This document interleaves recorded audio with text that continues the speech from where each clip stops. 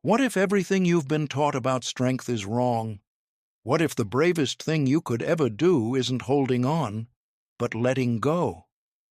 Right now, across America and around the world, millions of people are living half-lives. They wake up every morning already exhausted, not from what the day ahead holds, but from what they've been dragging behind them for years, decades even. An argument from a relationship that ended in 2011, a failure that happened before smartphones existed, a childhood wound so old it has its own history, its own mythology, its own gravitational pull on everything they try to build today. They don't call it baggage, they call it being realistic, they call it protecting themselves, they call it learning from experience. But here's what no one tells you. There's a profound difference between wisdom earned from experience and a prison built from pain. And most people, good people, smart people, people who deserve better, have been confusing the two for most of their lives. This book is about that difference. This is not a book about positive thinking. It's not about toxic optimism, weekend retreats, or telling yourself that everything happens for a reason while you're still bleeding. This is about something harder and more real than that. This is about the radical, life-altering skill of genuine release, letting go not as a spiritual concept, but as a neurologically grounded, psychologically precise practice that anyone can learn, deepen, and eventually master. The most psychologically free people on earth, the ones who seem to move through life with a lightness that others can't quite explain, aren't people who never got hurt. They're not people who had easier lives, better parents, or fewer failures. They're people who learned something that most people never do: how to put things down. They don't carry yesterday's wounds into today's opportunities. They don't let last year's betrayal poison next year's relationship. They don't bring the ghost of who they used to be into every room they enter. They understand, at a bone-deep level, that holding on to what hurt you doesn't protect you from future pain. It just ensures your present is contaminated by your past. And that contamination, invisible, silent, and devastatingly effective, is what this book is designed to end. By the time you finish reading, you will understand exactly why letting go feels so impossible, why willpower and positive thinking consistently fail to achieve it, and what actually works at the level of your nervous system, your identity, and your deepest attachments. You will have a complete toolkit, not just inspiration, but practical evidence-based techniques, that you can begin using immediately. More importantly, you will understand something that changes everything once you really see it. Freedom is not something that happens to you. It is something you choose, one act of genuine release at a time. Your new life doesn't begin when circumstances change. It begins the moment you decide to stop carrying what was never yours to carry forever. That moment is now. Chains you can't see. There is a kind of prison that has no bars, no walls, no guards. Its locks are invisible. Its architecture is psychological. And the most devastating thing about it is that the person living inside it is usually the last one to realize they're trapped. Walk into any coffee shop in America on a Tuesday morning and look around. The woman staring at her phone isn't checking her messages. She's rehearsing a conversation she had with her ex-husband 3 years ago, recasting it, replaying the moment where everything fell apart, trying still to find the sentence that would have made him understand. The man at the corner table with the tight jaw and 1,000-yard stare isn't worried about his meeting this afternoon. He's reliving the moment his business partner walked out with the company's savings account in 2019, and some part of his nervous system still hasn't accepted that that morning is over. These people aren't weak. They're not broken. They're doing exactly what human brains are designed to do: return to unresolved pain, loop through it, search for resolution that never comes, and in the absence of resolution, file it as still ongoing threat. That's the insidious genius of emotional baggage. It doesn't feel like the past. It feels like right now. Neuroscientist Dr. Elena Marsh at the University of Chicago has spent 15 years studying how the brain encodes emotional memory. Her research confirms what ancient wisdom traditions have always suggested. When an emotionally significant event occurs, particularly a painful or threatening one, your brain doesn't store it like a photograph. It stores it like a live wire. The memory remains hot, charged, accessible, and ready to discharge into your present moment at the slightest provocation. A tone of voice, a specific kind of silence, the way someone tilts their head when they're about to deliver bad news, the smell of a particular perfume that someone wore on the worst night of your life. Suddenly, you're not in the present. You're back there, and your nervous system doesn't know the difference. Your cortisol spikes, your heart rate climbs, your body floods with the same chemistry it would produce if the threat were happening right now, in real time, in the room you're sitting in. This is why "just get over it" is not advice. It's ignorance dressed as wisdom. But here's what Dr. Marsh's research also shows. And this is where everything changes. The brain is not a fixed structure. It is a living, constantly reorganizing organ that can be deliberately retrained.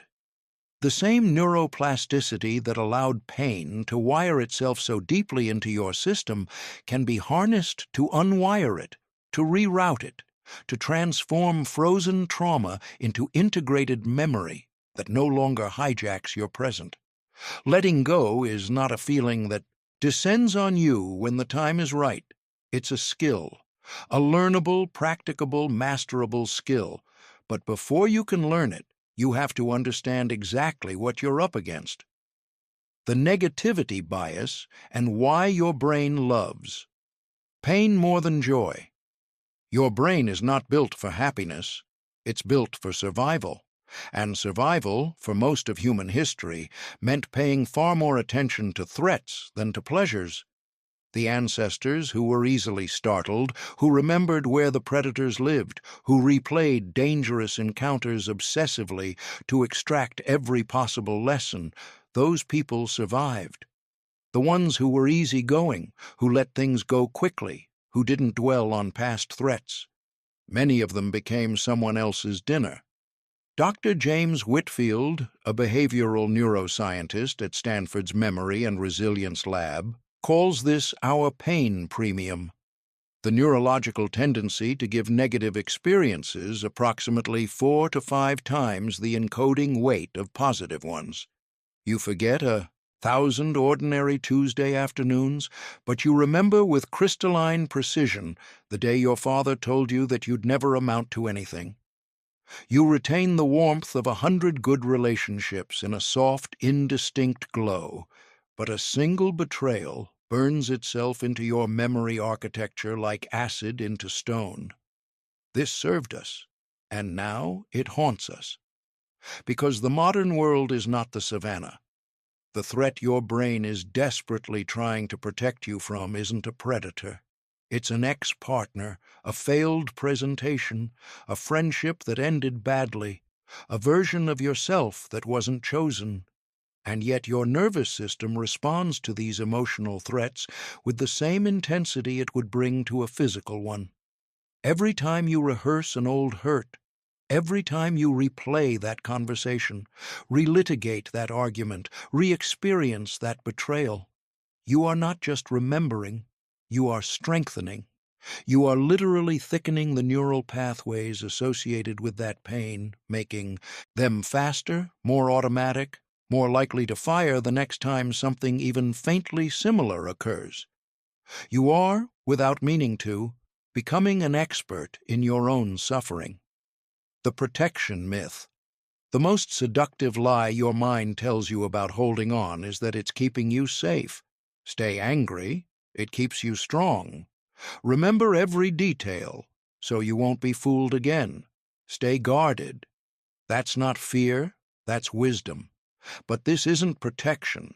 This is paralysis wearing the costume of self-preservation. When you build walls to keep danger out, you also inevitably keep life out. You keep joy out. You keep new love out. You keep opportunities out, because opportunities don't announce themselves clearly. They arrive looking like risks, like uncertainties, like things that could hurt you. And if your threat detection system is permanently on high alert, it will flag almost everything as danger. Here is the truth that the most psychologically free people have internalized completely. You don't have to carry what happened to you. Yes, it happened. Yes, it was real. Yes, it may have been devastating, unjust, and life-altering. Carrying it forward doesn't change what happened.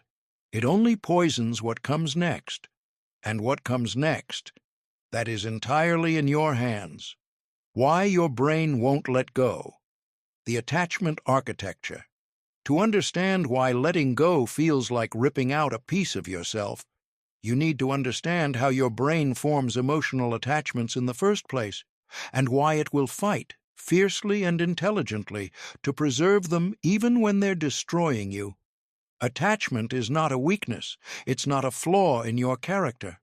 It is one of the oldest and most fundamental survival mechanisms in the human nervous system. Dr. Margaret Holloway, a developmental psychologist whose work on early bonding has been cited in over 300 clinical studies, explains it this way. From the moment we enter the world, our brains are wired for one urgent priority above all others: connect or die. Infants who successfully bond with caregivers are fed, protected, and survive. Those who cannot form attachment are dangerously vulnerable. Attachment isn't a preference, it's an imperative. But here's where it gets complex, and where so many people get stuck. Your attachment system doesn't distinguish between people and patterns. It bonds you to whoever and whatever becomes associated with your survival and sense of self, including your beliefs about who you are, your expectations about how relationships work, your interpretation of what you deserve, and, yes, your pain. If you have been struggling for 10 years, struggle becomes familiar. And your brain craves familiarity above almost everything else, because familiar is predictable, and predictable feels survivable. Unknown goodness, a relationship that's actually safe, an opportunity that might actually work out, a version of yourself that's actually thriving, these are neurologically processed as uncertain, which your nervous system codes as risky, which triggers protective responses designed to pull you back toward what you already know, even when what you already know is making you miserable. This is not weakness. This is not stupidity. This is your brain doing its job using the only tools it has, and those tools are very, very old. The secondary attachment trap. There is a layer of attachment that most people never discover, and it may be the most powerful force keeping them stuck. It's not just attachment to experiences, it's attachment to the meaning you've assigned to those experiences. When someone betrayed you, your mind didn't just record the event, it extrapolated a rule. People cannot be trusted. When you failed at something important, your mind didn't just note the outcome, it drew a conclusion. I am not capable enough. When you were rejected by someone you loved, your mind didn't just acknowledge the loss. It issued a verdict. I'm not worth choosing. These meanings, these hidden verdicts, become part of your identity, and your brain will work tirelessly, brilliantly, and persistently to prove them true. It will filter incoming information to find evidence that supports them. It will dismiss contradicting evidence as anomalies. It will arrange your behavior in ways that create self-fulfilling prophecies. And when someone suggests that you let go of the story, your nervous system doesn't hear advice. It hears an attack on your core identity. This is why just let it go, as advice, is almost always useless. You're not failing to let go because you lack willpower or desire. You're failing to let go because your nervous system has classified your pain as essential structural information, and releasing it feels like dismantling part of yourself. Understanding this changes everything about how you approach healing. You cannot force your way out of attachment with sheer determination. You have to work with your nervous system's architecture, acknowledging what it's trying to protect, gradually expanding its tolerance for change, and creating new experiences that feel safe enough for your brain to begin the process of genuine release. That process is exactly what this book will teach you. The real cost. What holding on is actually doing to you. Most people dramatically underestimate the price of emotional baggage. They think it means feeling bad sometimes. They think it's a mood problem, something that makes Tuesday harder than it needs to be, something that creates friction in relationships, something that occasionally brings up memories they'd rather not have. They have no idea what it's actually costing them. Emotional baggage is not a psychological inconvenience. It is a full-spectrum assault on your physical health, your cognitive function, your relational capacity, and your ability to experience joy. It operates on every level of your biology, silently and systematically, dismantling your well-being while you attribute the damage to other causes. Let's start with your body, because the body keeps score in ways that are now undeniable. Dr. Robert Chen, director of the Mind-Body Research Institute in San Francisco, has spent 2 decades documenting what he calls the physiology of unforgiveness. The measurable biological changes that occur when people carry chronic resentment, unprocessed grief, or sustained emotional trauma. His findings are unambiguous and alarming. Chronic emotional stress keeps your body's cortisol production running at levels designed for short-term emergencies, not long-term living. Your immune function is suppressed. Your inflammatory markers are elevated. Your cardiovascular system is chronically burdened. Your sleep is fragmented, your digestion is disrupted, and your cellular repair mechanisms, the processes that literally keep you young at a genetic level, are operating at reduced capacity. Research from the National Institutes of Health has demonstrated that people carrying high psychological stress loads show measurable shortening of telomeres, the protective end caps on chromosomes that are among the most reliable biological markers of aging.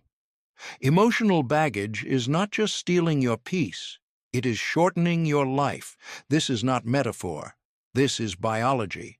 But the physical toll, devastating as it is, may not be the most consequential cost. What baggage does to your relationships. When you walk into a new relationship carrying the injuries of old ones, you are not giving the new person a fair chance. You are giving them a test they don't know they're taking, graded on a rubric written by someone who hurt you years ago. Every kindness gets evaluated for hidden motives. Every silence gets interrogated for signs of withdrawal. Every imperfection gets logged as potential evidence that your worst fears are about to be confirmed. You are not present with the person in front of you. You are managing the ghost of the person who hurt you before. Psychologists call this hypervigilance, a state of chronic threat scanning that developed as a legitimate protective response to genuine danger and then refused to stand down when the danger passed. It feels like wisdom. It feels like learning from experience. But it is, in practice, a form of psychological imprisonment that guarantees one thing above all: you will be lonely. Not because no one loves you, but because your walls, built to keep pain out, are keeping life out too. The decision tax. Here is one of the most underappreciated costs of emotional baggage. It taxes every decision you make. When you carry unprocessed pain from past failures, you don't make future decisions from a clear assessment of present reality. You make them from the distorted lens of past pain. You don't apply for the promotion because you remember the job you didn't get in 2017. You don't start the business because you remember the one that failed in 2014. You don't pursue the relationship because you remember the last one that broke you. You are not making choices. You are making self-protective retreats from choices and labeling them wisdom. And perhaps most heartbreakingly of all, emotional baggage makes joy impossible to inhabit. Even when the good things arrive, the relationship, the success, the recognition, part of your nervous system is waiting for it to collapse. This is too good. Something is about to go wrong. You've trained yourself to expect pain so thoroughly that your system cannot fully relax into happiness, even when happiness is actually present. This is why people can achieve everything they said they wanted and still feel empty.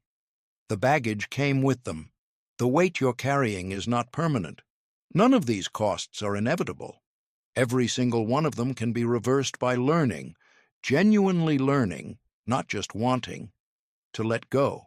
And that is exactly what we're going to do. Your brain on letting go. The neuroscience of freedom. Here is what most people get wrong about trauma and emotional pain. They think it lives in the mind. It doesn't. Not entirely. It lives in the body. It lives in the nervous system. It lives in the amygdala's threat-encoding centers and in the hippocampus's narrative storage and in the cellular memory of muscles that braced for impact and were never allowed to fully release. Trauma is not primarily a story you tell about the past. It is a physiological state that your body never fully exited. Dr. Sylvia Kaplan, whose research at the Yale Center for Traumatic Stress has been foundational to modern understanding of how the nervous system stores overwhelming experience, makes this distinction with compelling precision. Ordinary memories integrate over time. They become less vivid, less charged, more clearly situated in the past. Traumatic memories do not. They remain frozen in their original form, complete with the emotions, the sensations, the smells, the panic, and they can be activated at any moment by stimuli that were present during the original event. This is why you can know, intellectually, that a particular relationship ended 5 years ago and still have your nervous system respond to a triggering stimulus as if you're back in that relationship right now. Your rational mind knows the timeline. Your nervous system does not care. This is not a flaw in your psychology. It is a feature of how humans survive overwhelming events by keeping those events neurologically accessible so the body can respond rapidly if similar threats arise again. The problem is that this same mechanism, so useful in contexts of genuine ongoing danger, becomes a source of chronic suffering when the original threat has long since passed. The reconsolidation window, where healing lives. But neuroscience has revealed something extraordinary about memory, something that represents one of the most significant opportunities for genuine transformation that has ever been discovered. Every time you access a memory, it becomes temporarily unstable. For a brief window of time, typically measured in hours, the memory is in a malleable state before it reconsolidates into long-term storage. During this window, the emotional charge of the memory can be altered, the meaning associated with it can shift, the identity implications it carries can be revised. This process, called memory reconsolidation, is not theoretical. It has been replicated across hundreds of studies and is now the basis of some of the most effective trauma therapies in existence, and it changes the entire framework for what letting go means and how it actually works. You don't have to erase a memory to be free of it. You don't have to forget, minimize, or deny what happened. You simply need to access the memory while in a fundamentally different emotional state than the one in which it was originally encoded, and allow your brain's natural plasticity to update how that experience is stored and interpreted. This is why effective healing doesn't happen by thinking harder about your problems. It happens by approaching your pain from a state of safety, support, and groundedness, and allowing your nervous system to complete the emotional processing cycle that was interrupted at the time of the original event. The vagus nerve, your body's freedom switch.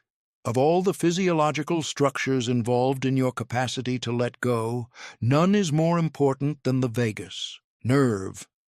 The vagus nerve, the longest cranial nerve in the human body, running from your brainstem all the way through your heart, lungs, and digestive system, is the primary pathway of your parasympathetic nervous system. It is, in essence, your body's rest and restore circuit, the counterbalance to the fight or flight response that keeps so many people locked in chronic activation. Dr. Nathan Briggs, a neuroscientist specializing in autonomic nervous system regulation, describes vagal tone, the functional health and activity of the vagus nerve, as the single most important physiological variable in your capacity for emotional flexibility. High vagal tone means your nervous system can shift efficiently between states of activation and relaxation. It means you can approach old pain without being overwhelmed by it. It means you can remain grounded in the present even when difficult memories arise. Low vagal tone, which develops in response to chronic stress, unresolved trauma, or prolonged emotional suppression, means the opposite. Your nervous system is stuck in a defensive posture. Every emotional challenge feels like a threat. Letting go feels physiologically dangerous because your body cannot reliably return to safety once activated. The good news, vagal tone is trainable. Through specific breathing practices, deliberate cold exposure, humming and chanting, somatic movement, and the experience of genuine relational safety, you can actively develop your vagus nerve's function, and with it, your capacity to approach and release old pain. You cannot think your way to freedom, but you can breathe, move, and connect your way there. And this book will show you exactly how. Mirror neurons, the social architecture of healing.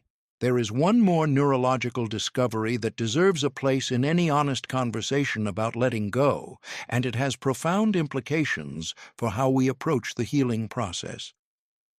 Mirror neurons, specialized brain cells, that fire both when you perform an action and when you observe someone else performing it, are the neurological foundation of empathy, social learning, and what researchers call co-regulation. When you are in the presence of someone who is genuinely regulated, calm, grounded, secure in their own nervous system, your mirror neurons begin to entrain to that state. Their calm becomes, quite literally, contagious to your neurology. This is why certain people feel instantly settling to be around regardless of what they're actually saying. It's why effective therapists, trusted mentors, and genuinely wise friends can help you access emotional states that you cannot reliably reach alone. Their regulated nervous systems create a template that your mirror neurons can follow. This is not weakness. This is how human nervous systems are designed to function. We are not meant to heal in isolation. We are meant to heal in connection. And understanding that changes everything about how you structure your path forward. The architecture of emotional freedom. 5 layers that change everything. True letting go is not a single moment of decision. It is not a line you cross once and never return to. It is a structure, a 5-layered architecture that must be built deliberately with attention to sequence, because each layer creates the foundation for the one above it. Most people who struggle with letting go aren't failing because they lack desire or determination. They're failing because they're trying to build from the top down, reaching for the outcomes of emotional freedom without laying the foundations that make those outcomes stable. Layer 1. Radical honesty. You cannot release what you haven't fully acknowledged. This sounds simple. It is not. Most people maintain elaborate, unconscious systems of self-deception about their emotional attachments. They say they're over the divorce, while their dating patterns tell a completely different story. They claim they've moved past the betrayal while they're still running a covert background check on every new person they meet. They insist they're ready for success while they sabotage every opportunity that would require them to be visible. Radical honesty, the first and foundational layer of emotional freedom, requires something that goes against most of what we're taught about self-improvement. It requires acknowledging not just what you're holding on to, but why you're getting something from holding on. Because you are something. Or you would have let go by now. Maybe the anger makes you feel powerful in a situation where you felt powerless. Maybe the grief keeps you connected to someone you can't bear to fully lose. Maybe the victimhood generates sympathy and attention that meet real social needs. Maybe staying stuck allows you to avoid the terrifying risk of trying and possibly failing again. These secondary benefits are not character flaws. They are survival strategies, adaptive responses that made sense at some point. Seeing them clearly, without judgment, is not an act of self-accusation. It is an act of profound self-honesty that makes conscious choice possible for the first time. Layer 2. Witness consciousness. Once you can see your emotional patterns clearly, the next layer involves developing the capacity to observe them without being consumed by them. Most people are completely identified with their internal experience. When anger arises, they become anger. When shame surfaces, they become shame. They have no distance between themselves and their emotional weather. And so every storm becomes a catastrophe. Every passing cloud becomes a forecast of permanent darkness.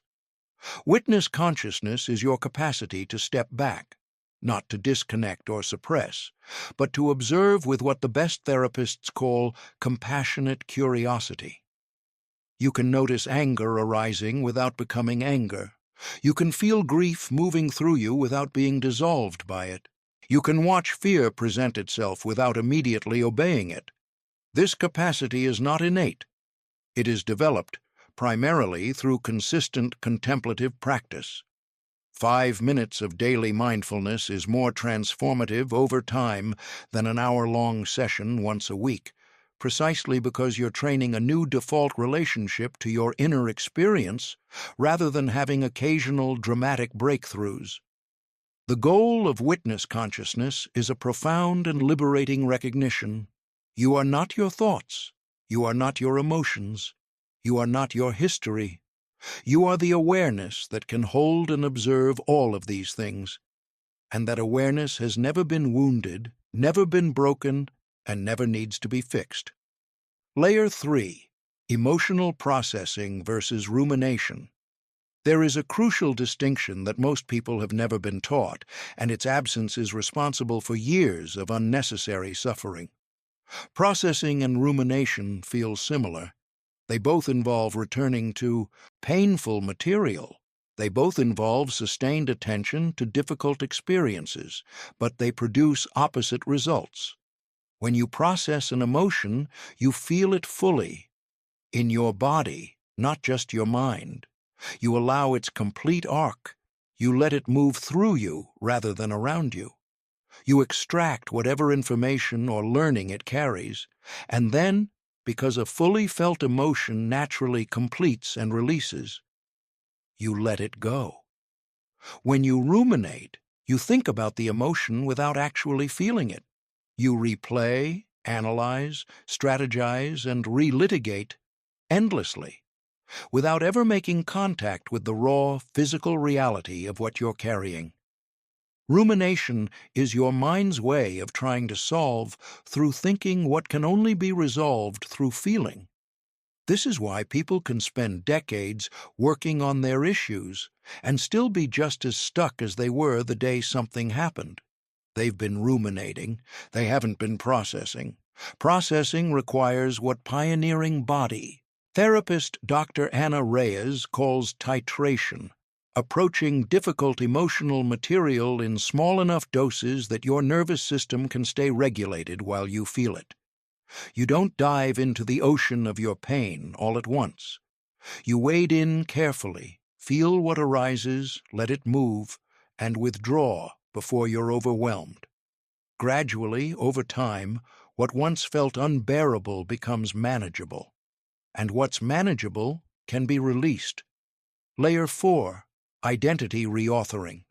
Most people build their sense of self around their most significant experiences, and particularly around their most painful ones.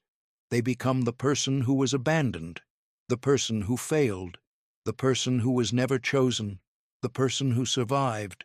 This identity, constructed from pain, is not who you are. It's a story you've been telling so long it feels like truth. Reauthoring your identity doesn't mean erasing what happened or pretending it didn't matter. It means consciously choosing which aspects of your experience define you going forward. You are not someone who was betrayed. You are someone who survived betrayal and developed the ability to recognize trustworthiness more clearly. You are not someone who failed. You are someone who took a risk, learned from the outcome, and built something from the rubble. This is what researchers call post-traumatic growth, and it is not spin doctoring. It is the recognition that the same event can carry multiple true meanings and that you have agency in which ones you allow to shape your identity. Layer 5. Conscious creation. The final layer of emotional freedom requires you to actively inhabit the new identity you've been constructing, not just as a belief, but as a lived, embodied practice. You cannot let go of old patterns simply by wanting to release them. You have to replace them with new ones, new behaviors, new relational choices, new ways of moving through the world that are consistent with the person you're becoming rather than the person you've been. Every time you act from your new identity rather than your old programming, you are strengthening new neural pathways and allowing old ones to thin. Every time you respond to a trigger differently than you would have in the past, you are providing your nervous system with evidence that change is not only possible, it's safe. This is how transformation becomes permanent rather than temporary. Not through a single decision, but through the accumulated weight of daily, conscious choices. 6 lies you've been told about healing. Before we go further, we need to clear some ground. There are 6 myths about emotional healing so deeply embedded in our culture that most people never think to question them. And yet these myths, harmless-sounding, well-intentioned, often delivered by people who genuinely care about you, are among the primary reasons that otherwise capable, motivated people spend years trying to heal and going nowhere. Myth 1. Time heals all wounds. Time does not heal anything by itself. Time is neutral. Time is a canvas, and what you paint on it determines everything. If you spend the next 5 years ruminating, avoiding, and reinforcing old patterns, those 5 years will not heal you. They will calcify you. They will make your pain more automatic, your defenses more rigid, and your capacity for genuine connection more eroded. The people you know who are still bitter about things that happened 20 years ago? Time didn't heal them. It preserved their pain in amber. Real healing is not passive. It is active, intentional, and often uncomfortable. It requires specific engagement with specific wounds using specific tools. Time provides the opportunity. You provide the work. Myth 2. You must forgive to move on. This is one of the most damaging prescriptions in popular psychology, not because forgiveness is unimportant, but because it is so consistently misapplied. Genuine forgiveness is not a prerequisite for healing. It is the natural result of healing. When you try to force forgiveness before you've processed your pain, when you tell yourself you should forgive because that's what evolved, spiritual, good people do, you are not forgiving. You are bypassing. You are skipping over the necessary, uncomfortable work of actually feeling what happened to you in the service of appearing to be further along than you are. You don't have to forgive your abusive parent to heal from childhood trauma. You don't have to forgive the partner who betrayed you to build a healthy new relationship. You don't have to forgive anyone to reclaim your life. What you do have to do is learn to let go. And that process is entirely about you, not about them.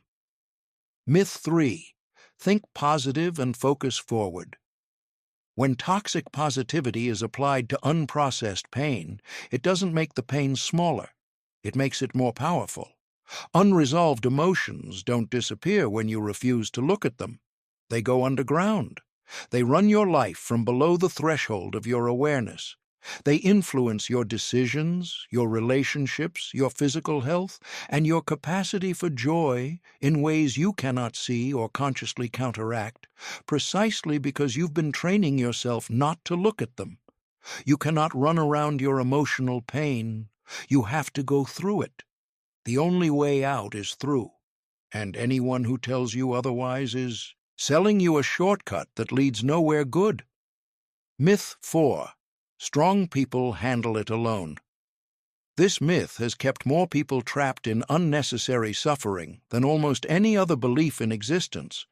Your nervous system is designed for co-regulation, not occasionally, not as a last resort, but as a fundamental feature of how human beings function optimally. We literally need regulated external nervous systems to help us regulate our own, particularly when we're dealing with overwhelming material. Seeking support is not weakness. It is biology meeting wisdom. The strongest people aren't those who never need help. They're those who are secure enough in themselves to ask for it, discerning enough to know where to find it, and humble enough to accept it. There is no prize for suffering alone. Myth 5. Letting go means forgetting. Many people resist letting go because they're afraid it means betraying their experience, minimizing what happened, dishonoring the reality of their pain, erasing the memory of what was lost. But letting go has nothing to do with forgetting. Your memories remain. Your lessons remain. Your growth remains. What changes is your relationship to these experiences. When you truly release something, the memory loses its emotional charge, its ability to hijack your present moment, flood your body with stress chemistry, and alter your behavior, while the informational content remains fully intact. You remember. You just no longer relive. You just no longer bleed from a wound that is fully healed. Myth 6. Letting go is giving up. Letting go is the opposite of giving up. Giving up means surrendering your power to circumstances. Letting go means reclaiming your power from them. Giving up is passive. Letting go is one of the most active, courageous things a human being can do. It requires you to feel your pain fully, not suppress it, not bypass it, not perform positivity over it, and then consciously choose not to let it author your future. It takes extraordinary strength to do this. It is not weakness. It is the ultimate act of self-possession. Forgiveness, letting go, and why they are not the same. There is one distinction that deserves its own chapter, because confusing these two concepts has kept generations of people circling the same wounds without ever finding their way out. Letting go is about you. It is an internal process of releasing your attachment to outcomes that didn't materialize, expectations that weren't met, and stories about yourself that no longer serve who you're becoming. You can let go of someone's impact on your life without ever forgiving them for what they did. You can release the emotional charge of an experience while maintaining every appropriate boundary and consequence. Forgiveness is about them, or more precisely, about your relationship to what they did. It is a conscious decision to release someone from the psychological debt you believe they owe you for the harm they caused. And it is important to understand with absolute clarity that this decision is optional. It is not required for your healing, your peace, or your freedom. Some actions are not forgivable. Some people do not deserve your forgiveness. Your healing does not depend on your capacity to forgive anyone. It depends on your capacity to let go of how their actions affected you. You don't have to forgive the person who traumatized you, but you do have to stop letting them live rent-free in the center of your nervous system, because as long as they're there, they're still winning. The most profound form of letting go, the one that frees you most completely, looks nothing like the dramatic forgiveness scenes in movies. It looks like indifference. Not because you don't care about justice or truth, but because the person's actions simply no longer have any power to disrupt your inner landscape. They become something that happened, not something that is still happening to you. This is what real healing looks like. Not a tearful reconciliation, not a formal declaration of forgiveness, just the quiet, deep, unshakable recognition that you are no longer defined by what was done to you. And crucially, you don't need their apology to get there. You don't need their acknowledgement, their remorse, or their transformation. Your freedom is not contingent on their conscience. It is available to you right now, entirely within your own hands, regardless of what they choose to do or not do. This is one of the most liberating truths in all of human psychology. Your healing belongs to you. Not to the person who hurt you, not to the circumstances that shaped you, not to the timing of external events, to you, and it can begin immediately. The Toolkit: 5 Evidence-Based Practices for Actual Release. Everything in the preceding chapters has been preparation for this. The specific, evidence-based, neurologically informed practices that create measurable, lasting change in how your nervous system holds and releases old pain. These are not spiritual concepts dressed in scientific language. They are practices developed and validated through decades of clinical research, refined through the direct experience of hundreds of thousands of people who have used them to genuinely transform their relationship to their own history. Practice 1: Somatic Experiencing, Letting the Body Complete. What the mind cannot. Traditional talk therapy often fails to heal trauma because trauma is not primarily a cognitive problem. You can understand your trauma completely, its origins, its mechanisms, its impact, and still be completely controlled by it. Understanding is not the same as healing. Somatic experiencing, developed over 30 years of clinical practice by Dr. Marcus Reed at the Pacific Trauma Institute, begins from a fundamentally different premise. Trauma is stored as incomplete biological responses. When something overwhelming happens, your nervous system mobilizes enormous energy to deal with the threat.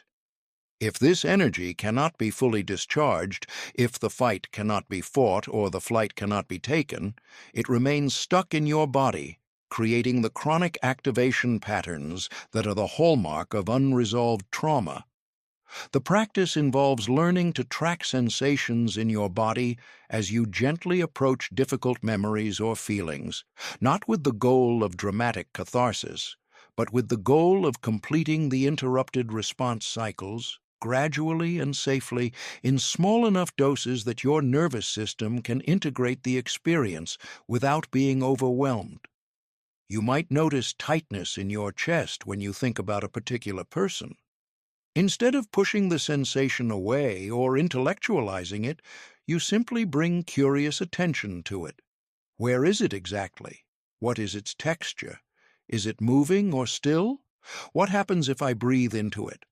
Often, this simple act of attentive witnessing begins a process of spontaneous release, trembling, warmth, waves of sensation. That is your body completing the biological cycle it began during the original overwhelming event. This is not theatrical. It is quiet, organic, and profoundly effective.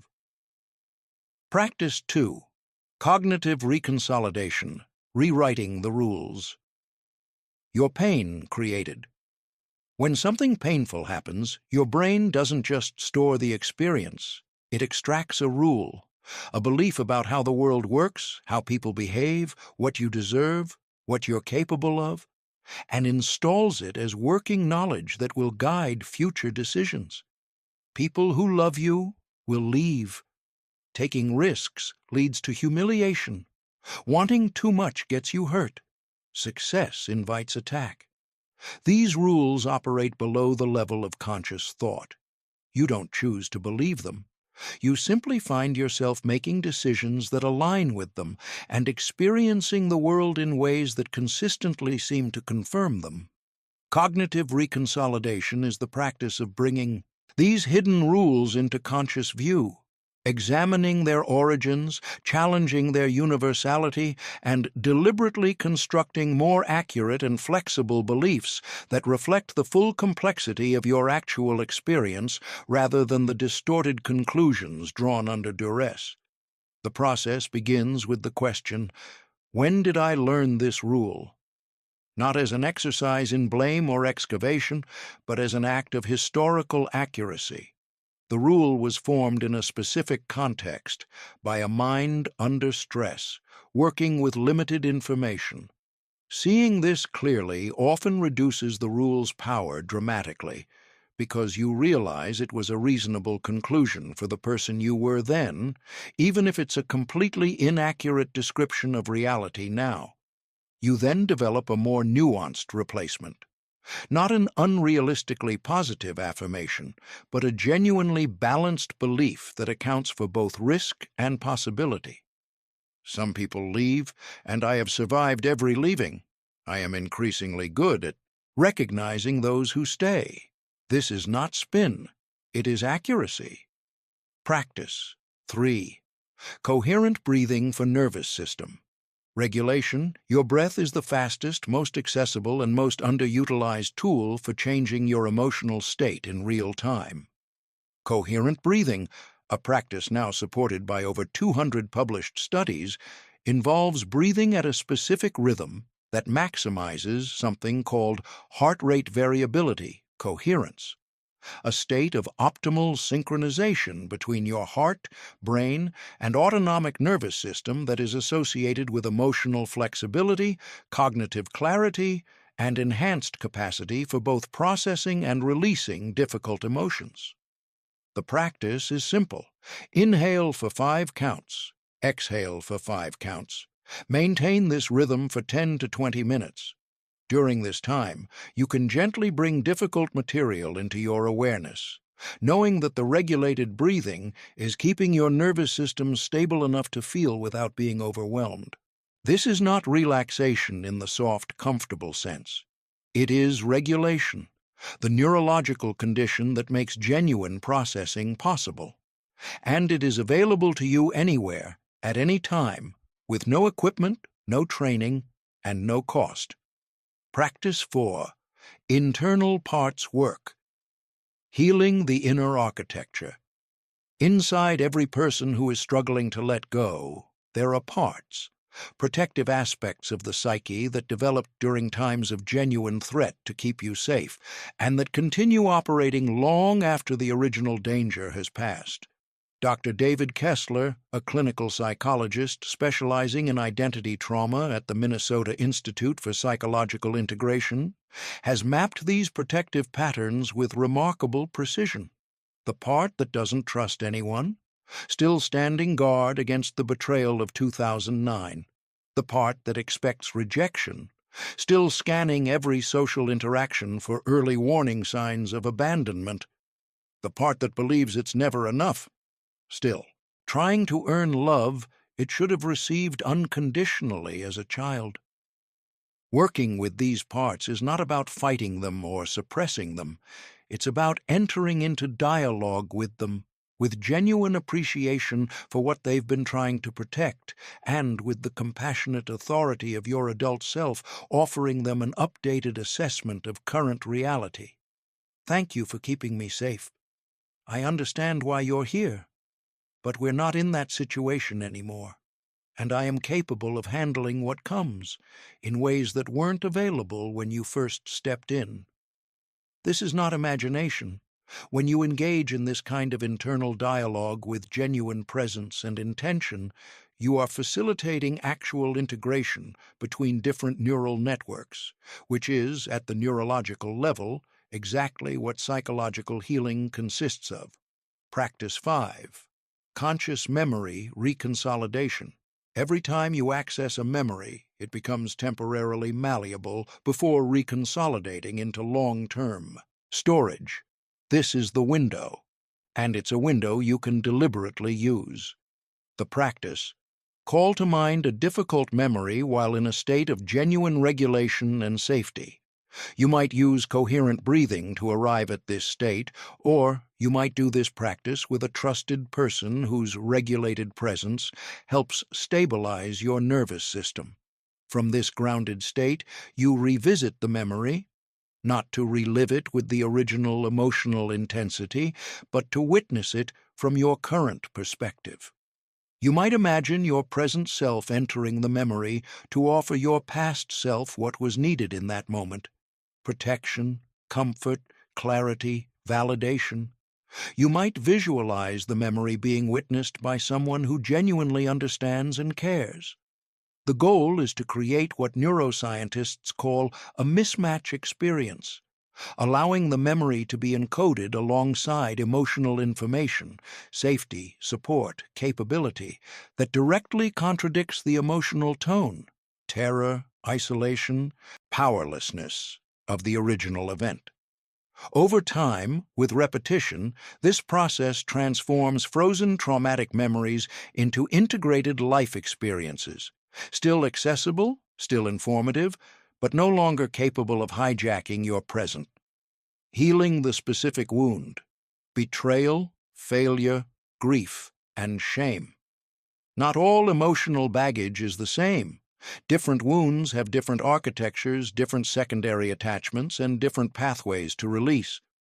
Understanding what you're specifically carrying and what that specific type of pain requires dramatically accelerates your healing. Betrayal. Rebuilding trust without losing discernment. Betrayal doesn't just hurt. It fractures your epistemic foundation, your capacity to know who to trust, what to believe, and how to read the people around you. The most devastating aspect of betrayal isn't the original wound, it's the secondary conclusion.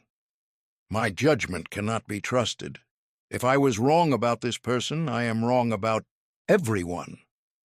This generalization, instinctive, understandable, and neurologically driven, is what transforms a single painful experience into a lifetime of relational restriction. Healing betrayal requires a practice Dr. Kessler calls differentiated trust, learning to assess trustworthiness contextually and progressively based on accumulated evidence rather than either extending blanket trust, which sets you up for repeated betrayal, or withdrawing all trust, which ensures guaranteed loneliness.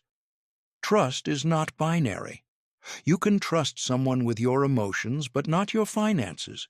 You can trust someone's heart, but not their follow-through. You can believe in someone's intentions while being honest about their capacity. This nuanced, evidence-based approach to trust allows you to remain genuinely open because you know you can manage the complexity of real human relationships while no longer being naive. Failure. Reclaiming your capacity for risk. Failure creates emotional baggage when it crosses a line, when it stops being information about an attempt and becomes information about you, when the business that didn't work becomes evidence that you're not entrepreneurial, when the relationship that ended becomes proof that you're not capable of love. when the opportunity that slipped by becomes confirmation that you don't deserve success. The antidote is not motivational reassurance. It is a fundamental shift in the function you assign to failure. Psychologist Dr. Lynn Hartley, whose research on high-performance resilience has influenced training programs across multiple Fortune 500 companies and Olympic coaching staffs, identifies the capacity to extract specific behavioral learning from failure rather than global identity-based conclusions as the single most reliable predictor of long-term success. The business failed becomes I underestimated the market research phase and overcapitalized too early. Next time, specific changes. The relationship ended becomes I ignored early warning signs I can now recognize clearly. Next time, specific awareness. Failure becomes a technical report rather than a moral verdict. And technical reports are useful. Moral verdicts are just self-inflicted wounds. Grief. Completing the mourning. Grief becomes baggage when the natural mourning process gets interrupted, usually because one or more of the emotions involved feel unacceptable. Anger at someone who died. Relief that a painful relationship is finally over. Guilt for feeling better. Joy that arrives prematurely and feels like betrayal of the loss. All of these are normal, all of them are necessary, and the refusal to acknowledge them, the insistence that grief should look only like clean, uncomplicated sadness, is precisely what creates complicated grief that persists for years. Healthy grieving is not linear, it is not polite. It involves the full, often contradictory spectrum of emotional response to significant loss, and it completes not by arriving at the absence of feeling, but by integrating the loss into a continuing life, story in which what was lost is genuinely honored and what remains is fully inhabited. You don't get over grief, you get through it. And on the other side, you carry the person or the thing or the version of yourself that was lost differently, present in memory and meaning rather than absent and aching. Shame. The deepest wound. Shame is the most paralyzing form of emotional baggage because it does not say, I did something wrong. It says, I am something wrong. Guilt is about behavior.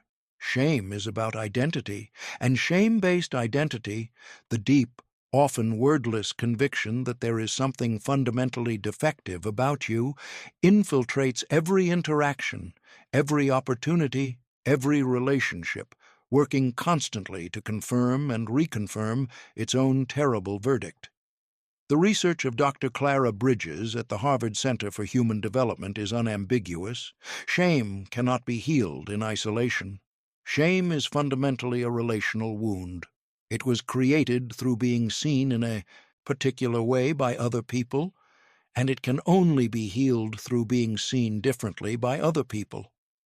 Specifically, through being seen accurately, in all your complexity, including the parts you're most ashamed of, and being accepted and valued anyway. This doesn't happen through affirmations you recite to yourself in a mirror.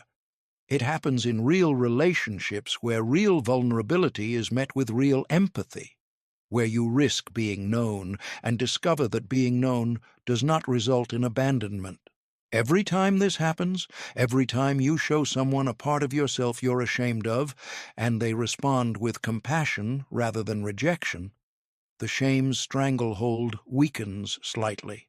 You begin to build, through accumulated evidence, a different understanding of your own worthiness. This is slow work. It requires courage. It requires good relationships. And it is among the most important work any human being can do. Letting go, in your relationships, of all the places. Letting go is practiced. Relationships are the most challenging and the most important, because relationships are where our attachment patterns are most fully activated, where our old wounds find their most consistent triggers, and where the difference between love and need becomes most consequentially visible. Most people have never been taught this distinction, and its absence is responsible for an enormous amount of unnecessary relational suffering. Love versus attachment. Love, in its genuine form, is an outward-moving energy. It wants what is best for the other person, even when what's best for them is not what's most comfortable for you. Love liberates. It creates space for the other person to be fully themselves, to grow in their own direction, to have experiences that don't include you, without any of this feeling like a threat to the relationship. Attachment is an inward-pulling energy. It wants the other person to behave in ways that regulate your emotional state. It needs them to be consistent, predictable, available, and affirming, not because this is necessarily good for them, but because their consistency makes you feel safe.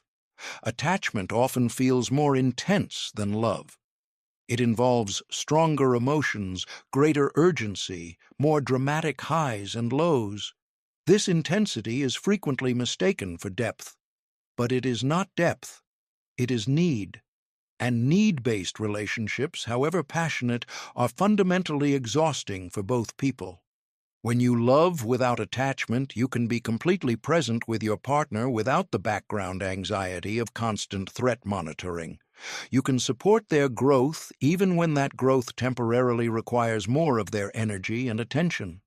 You can weather conflict without your nervous system interpreting it as existential threat to the relationship. This kind of love is not detachment, it is the deepest, most stable form of intimacy possible, because it is not dependent on the other person managing your emotional state.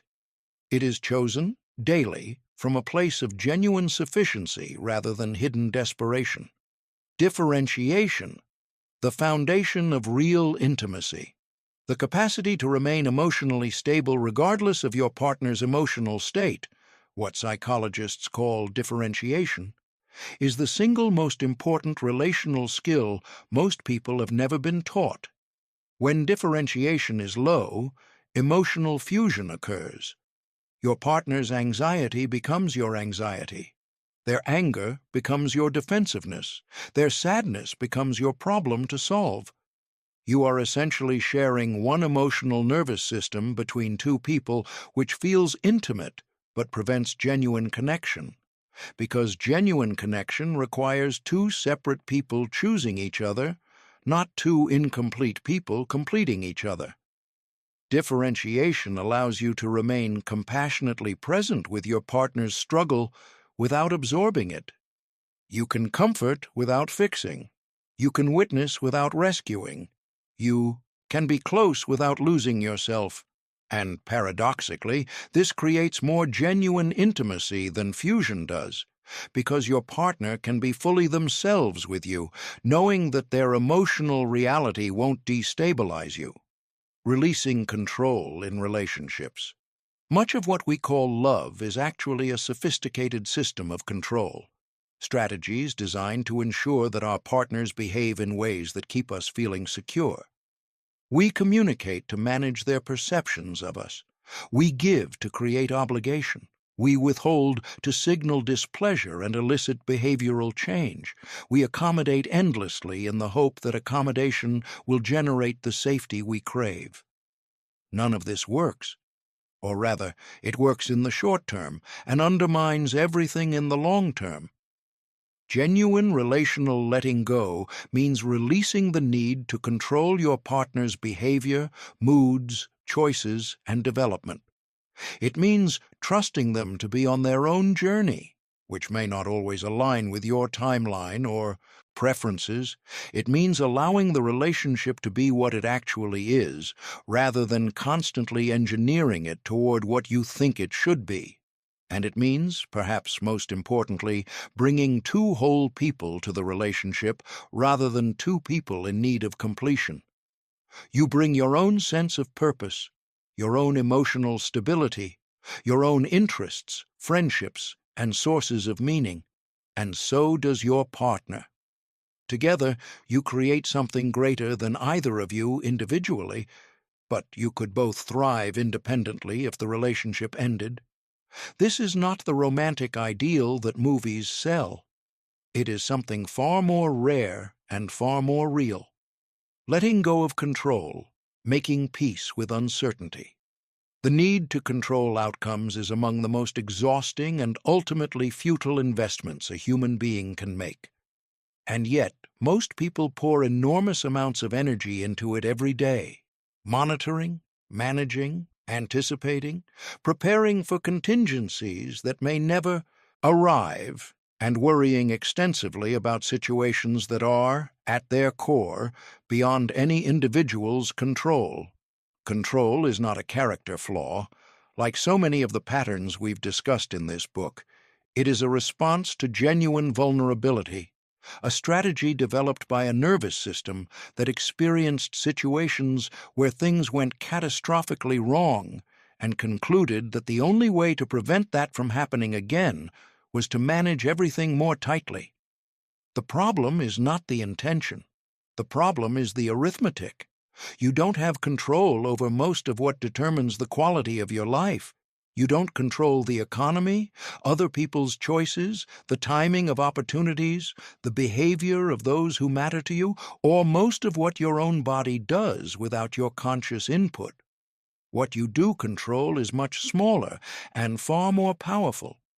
You control your responses, your interpretations, your attention, your effort, your character, the quality of presence you bring to each interaction, the actions you choose to take in the face of uncertainty, the meaning you make of what happens to you. This is not a consolation prize. This is where your actual power lives. And when you stop exhausting yourself trying to manage what you cannot control, you have an extraordinary amount of energy available for what you actually can. Building tolerance for uncertainty. Uncertainty is not dangerous. It is simply unfamiliar.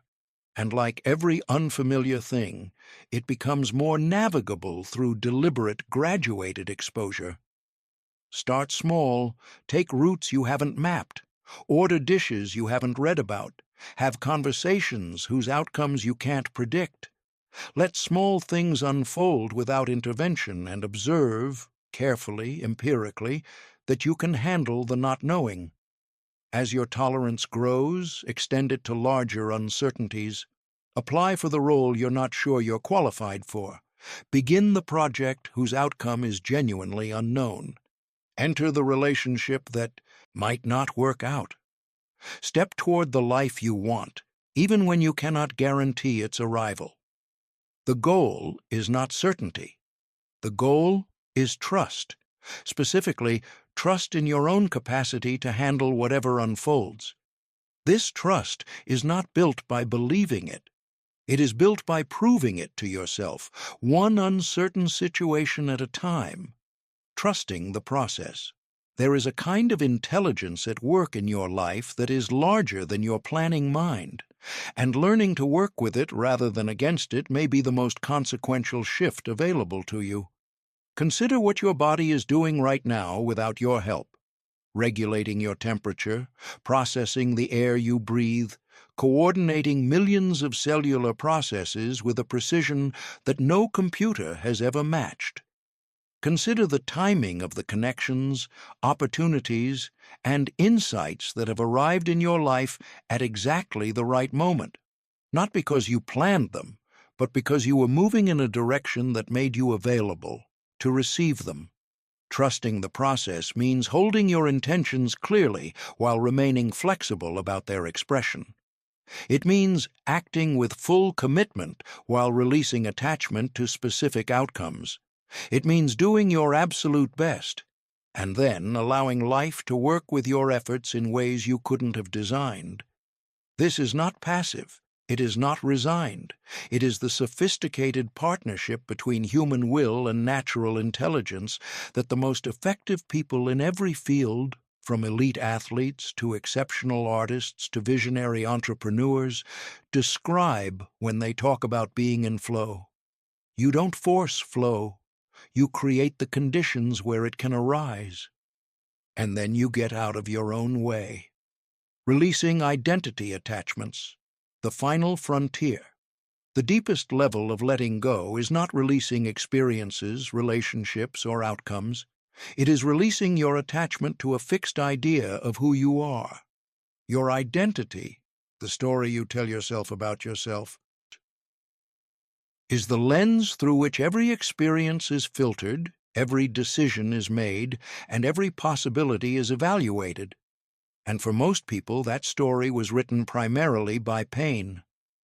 I am someone who struggles. I am someone who can't be trusted with success. I am someone who always ends up alone. I am someone who is too much. I am someone who is not enough. These stories feel true. They are supported by evidence carefully curated by a brain doing its job of maintaining identity consistency. But they are not truth. They are conclusions drawn under duress by a self in pain using the information available at the time. They do not have to define your future. The process of releasing identity attachments begins with a recognition. Your identity is not fixed. The person you were 5 years ago is genuinely different from who you are today. The person you will be 5 years from now will be genuinely different again. Identity is fluid, adaptive, and, crucially, responsive to deliberate choice. You can choose to construct a different story, not by denying what happened, but by expanding the interpretation of what it means. The failure that seemed to define you as incapable becomes the experience that taught you more than success ever could have. The abandonment that convinced you that you were unworthy of love becomes the crucible in which you developed a relationship with yourself that no external person could ever disrupt. The trauma that shattered your sense of safety becomes the fire that forged a resilience most people will never know. This is not reframing. This is not positive spin. This is choosing the true story that serves your future over the true story that keeps you trapped in your past. Both stories are factually accurate. Only one of them leaves you free. The essential self beneath your conditioned personality, beneath the habits, reactions, defenses, and self-concepts that have accumulated through your life experience.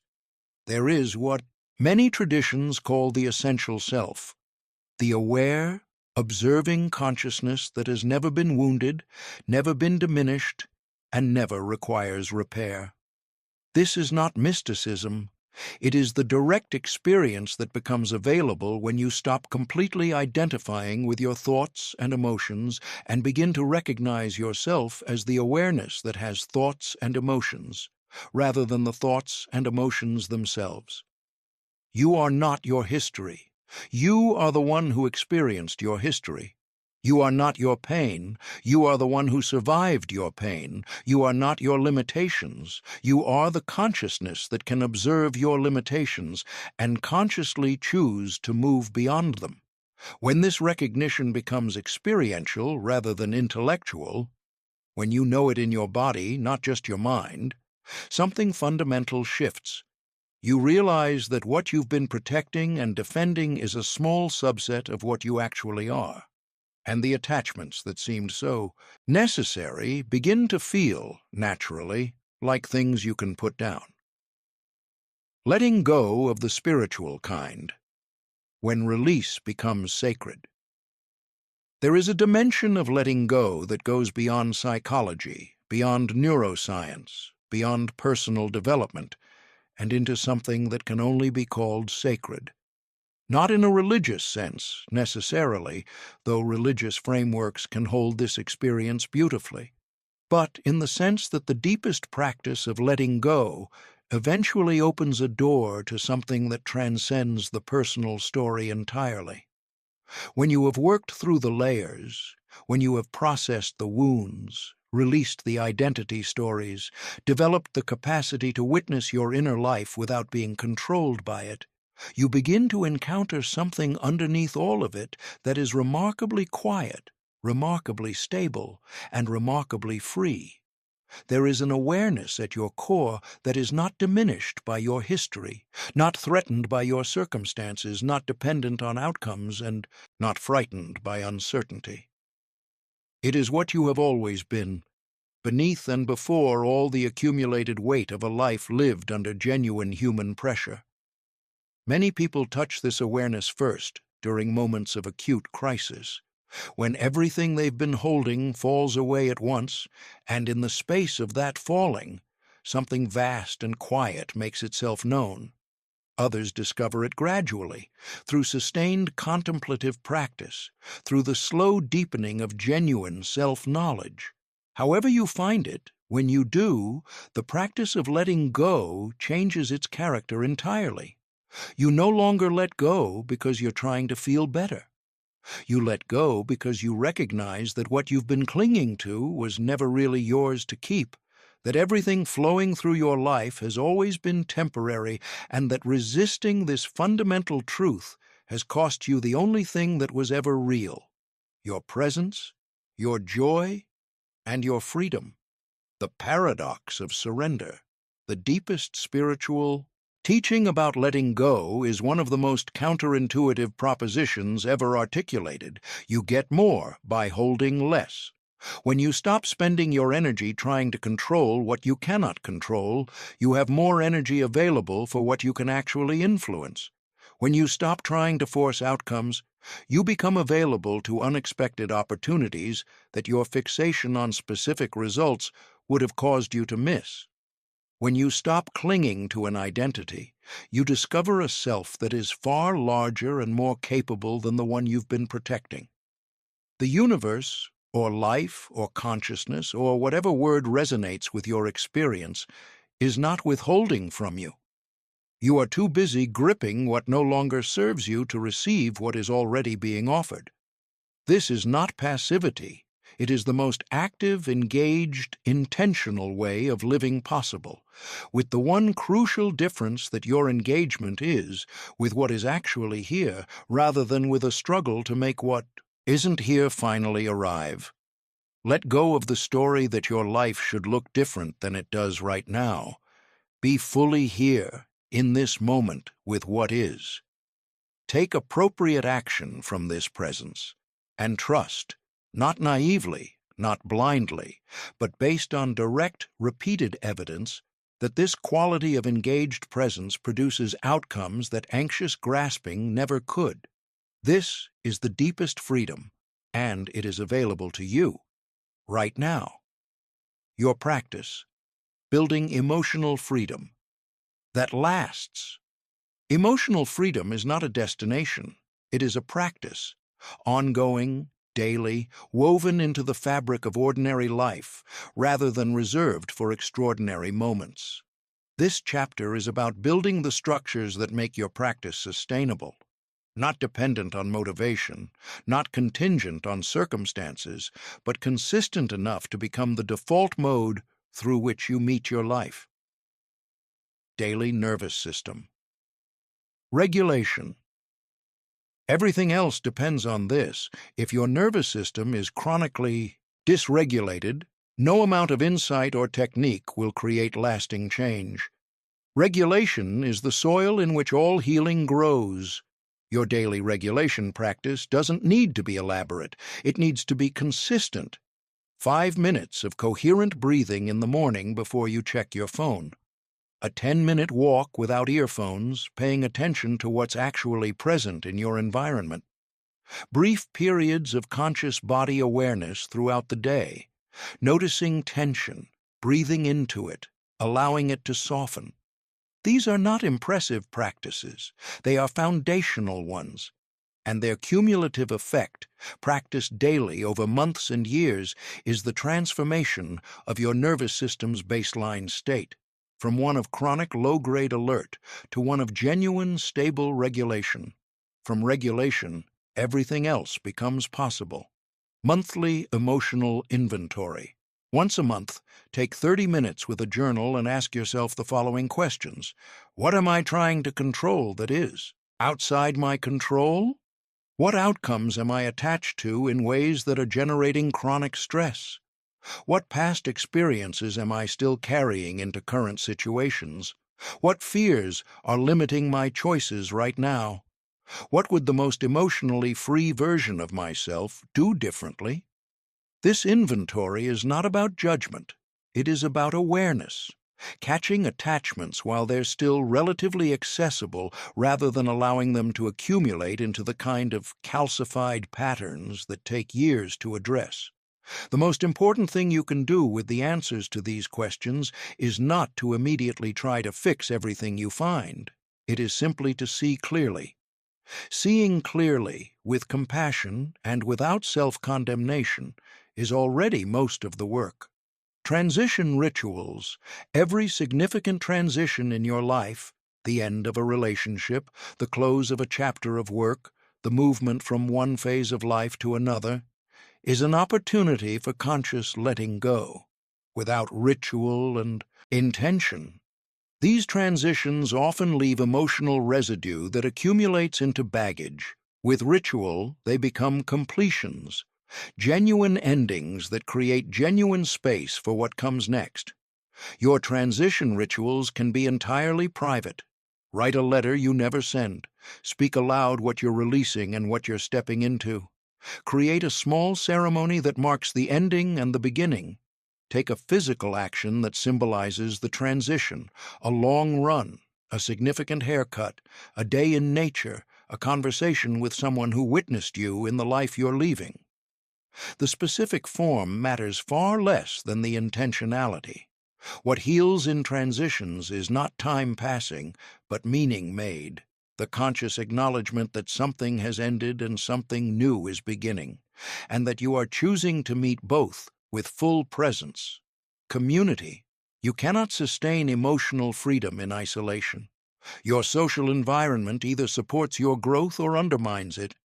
And this is not a peripheral consideration, it is central. Seek out relationships with people who model genuine emotional regulation, who process difficulty without either dramatizing it or suppressing it, who support your development without needing you to remain who you were, who celebrate your growth rather than feeling threatened by it. This doesn't require cutting off everyone in your current circle overnight. It requires a gradual, conscious reorientation of where you put your deepest energy, spending it with those who support your evolution rather than those who benefit from your stagnation. And in the places where you cannot find this in existing relationships, seek it intentionally. The therapist who has done their own work, the mentor who has navigated what you're navigating, the community of people committed to genuine self-knowledge and growth. These connections are not luxuries. They are the social infrastructure of sustainable freedom. Your new life begins here. You've learned in these pages more about the nature of emotional attachment than most people encounter in a lifetime. You understand now why letting go feels so impossibly difficult, not because you're weak or broken, but because your nervous system is doing exactly what it was designed to do, following programming that was installed during genuine experiences of pain, threat, or loss. You understand the neuroscience, how traumatic memories are encoded, why they remain active, and how the reconsolidation window offers a real, biological pathway to genuine release. You understand the myths, the comforting falsehoods that have kept generations of otherwise capable people circling the same wounds, hoping that time or positivity or forgiveness or self-sufficiency would finally bring them the freedom they've been seeking. And you have the tools, 5 evidence-based, neurologically informed practices that create measurable changes in how your nervous system holds and releases old pain, practices you can begin using immediately without any special equipment, training, or external conditions. But here is the thing about knowledge. It doesn't transform you. Practice transforms you.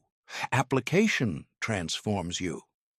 The daily, imperfect, courageous commitment to actually doing the work. Even when you don't feel like it, even when you're not sure it's working, even when old patterns reassert themselves and you have to begin again.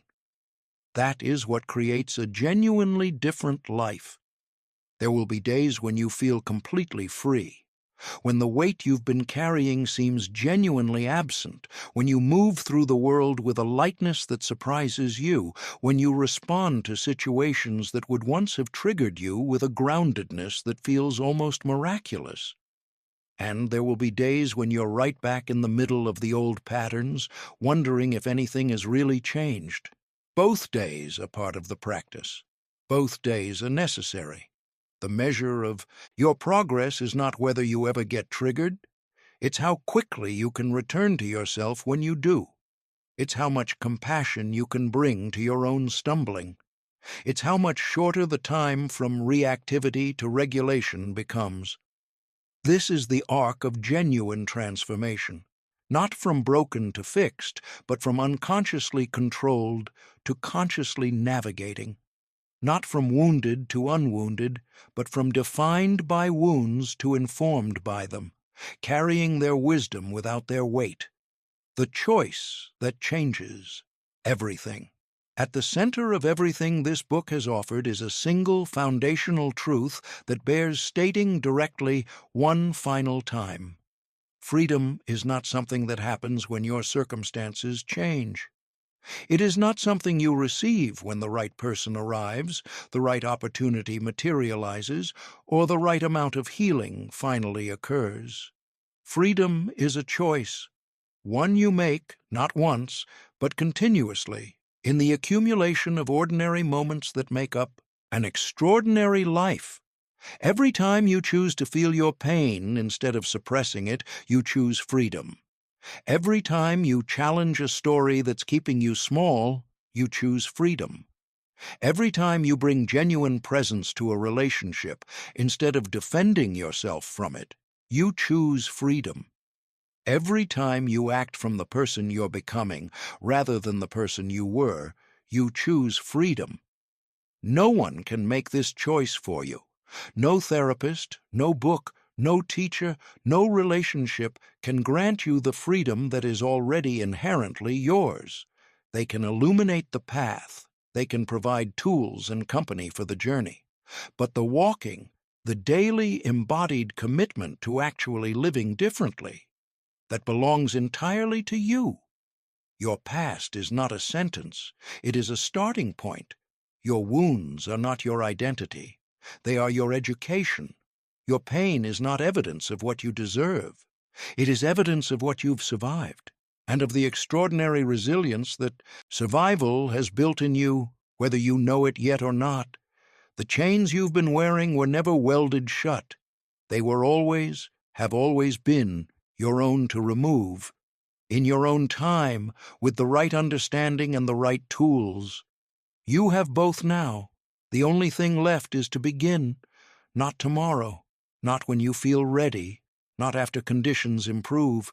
Here, now, with the next breath you take and the next choice you make. Your life, the real one, the free one, the one you've always been capable of, begins right now.